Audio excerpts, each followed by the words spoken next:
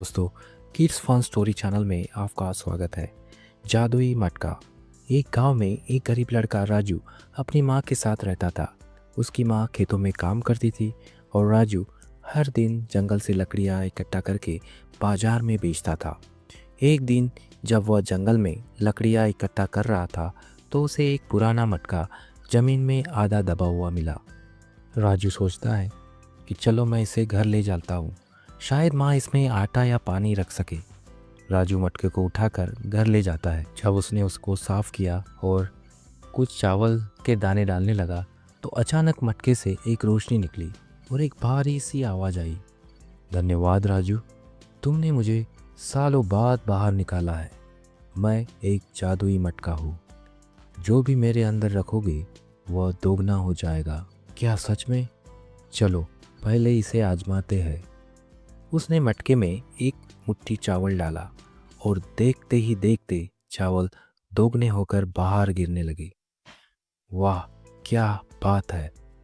ये तो कमाल है। फिर राजू उसमें कुछ सिक्के डालता है और सिक्के भी दोगुने हो जाते हैं।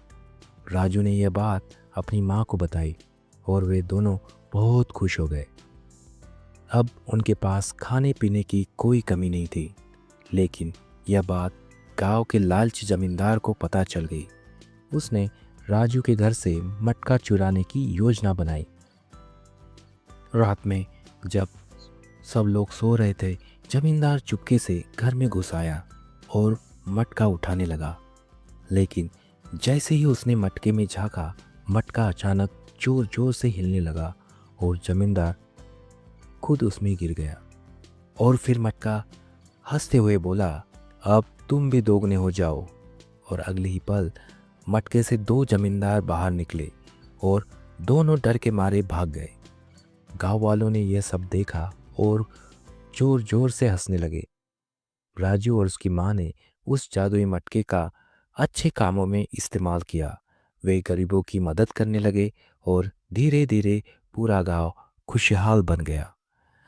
दोस्तों, इस कहानी से हमें ये सीख मिलती है कि ईमानदारी और मेहनत से कमाया गया धन ही असली सुख देता है। लालच हमेशा बुरे नतीजे लाता है।